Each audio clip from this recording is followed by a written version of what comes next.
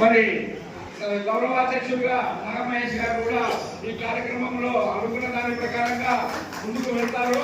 మరి మీరందరూ కూడా నంద్యాల జిల్లాలో వివిధ ప్రాంతంలో నుండి వచ్చినటువంటి ఆత్మగురు మరి చాలా మంది బనానమల్ల ఎక్కడి నుంచి కూడా వచ్చారు, ఆంధ్రగడ్డ నుంచి కూడా వచ్చారు. మరి అందరూ కూడా ఈ రోజు మెయిన్ ముఖ్యమైన వాళ్ళని మాత్రమే చూడడం జరిగింది.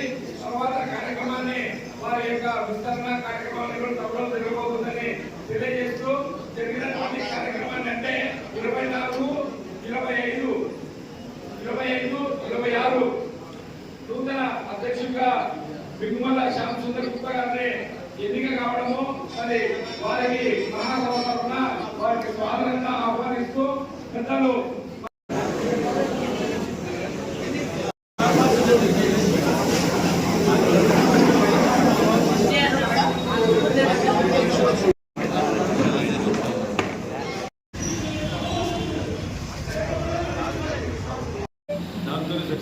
సమయస్ఫూర్తి ఎప్పుడు మాట్లాడే వ్యక్తి ఆయన.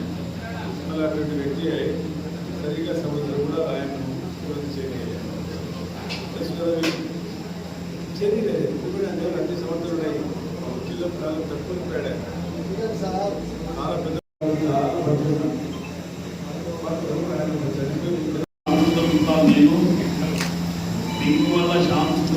నేను నంద్యాల జిల్లా ఆర్యవైశ్య సంఘము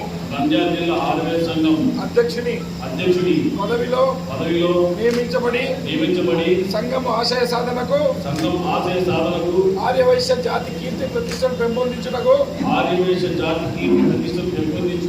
నా పదవీ కాలమునందు అకుంఠిత దీక్షా దక్షతలతో పనిచేయగలవాడని నా యొక్క బాధ్యతలకు కట్టుబడి కర్తవ్య నిర్వహణలో సంఘము నియమ నిబంధనలకు విరుద్ధంగా ప్రవర్తించనని సంఘం అభివృద్ధికి అన్ని విధముల కృషి చేయగల వాడినని మన కులదేవత శ్రీ వాసవి కన్యకా పరమేశ్వరి మాత సాక్షిగా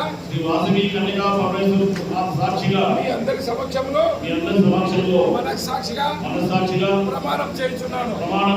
జై వాసవి.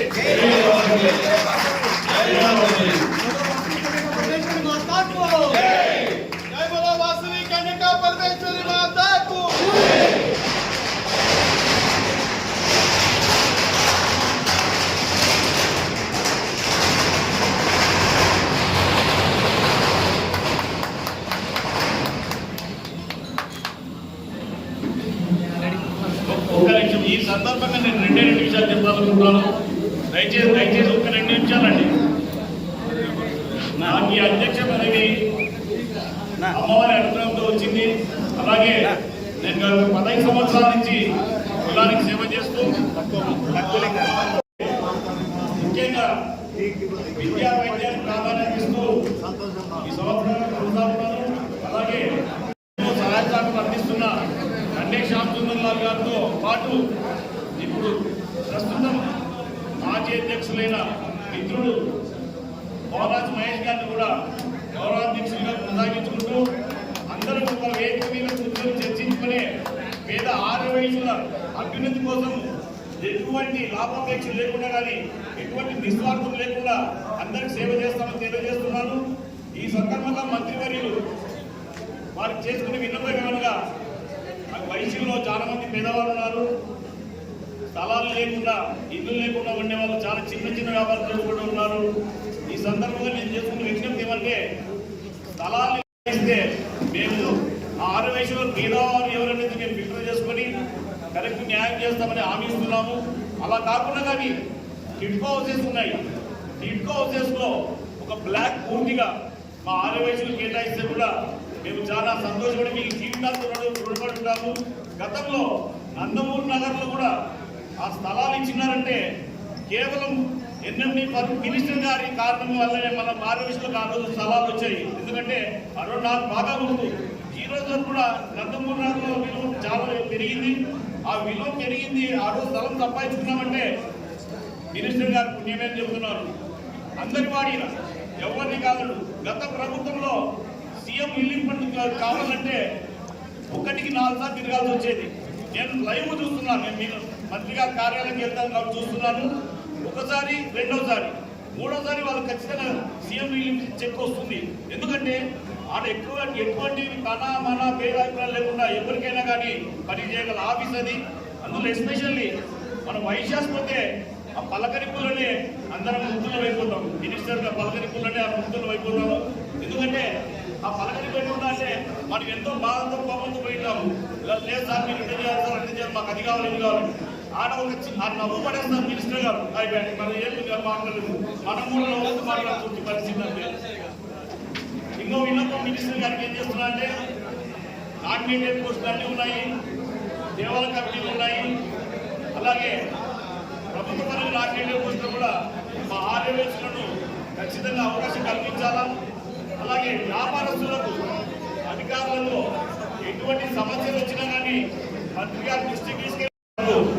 వైశ్యంలో పుట్టిన వాళ్ళు వైశ్యులకు ఏదన్నా సమస్యలు ఉంటే అంతర్గతంగా కూర్చొని చర్చించుకోవాలి. కానీ బయటికి పడేస్తే ఆయన ఏదో పెద్ద ఏదో ధైర్యవంతుడు అనుకుంటున్నాడు, లేకపోతే ఏదో సాధించాలనుకుంటున్నాడు. ఈ సందర్భం తెలియజేసుకున్నాను. ఒకటే ఇది దీనిలో ఎక్కడైనా సరే అలాంటి విశేషాలు, అలాంటి కామెంట్ పెట్టిన వాళ్ళు లోకల్ ఆర్వైస్ సంఘం సహకారంలో అంతర్జాతీయంలో వాళ్ళు వైద్యుల నుంచి వైద్యులకు ఇచ్చే పరిశ్రమ కార్యక్రమం చేపడతాం ఖచ్చితంగా చెప్తున్నానని తెలియజేసుకుంటూ ఈ అవకాశం ఇచ్చిన సభాధ్యక్షుడు బోనాస్ మహేష్ గారు ఆర్థికంగా మాత్రం చాలా దిగ్గజము. కాబట్టి ఆయన కాలంలో ఆయన ఏ విధంగా ఆర్థికంగా సహకరించినారో నా కాలంలో కూడా ఆయన ధన్యవాదాలు సెలవు తీసుకుంటున్నాను.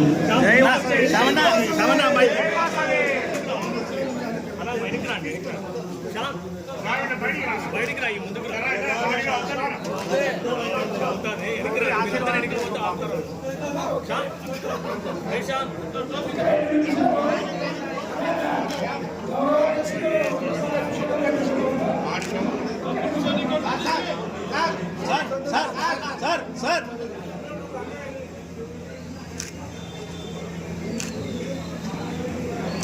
ఓకే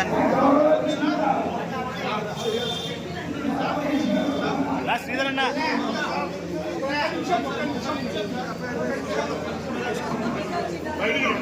ఒక్క నిమిషం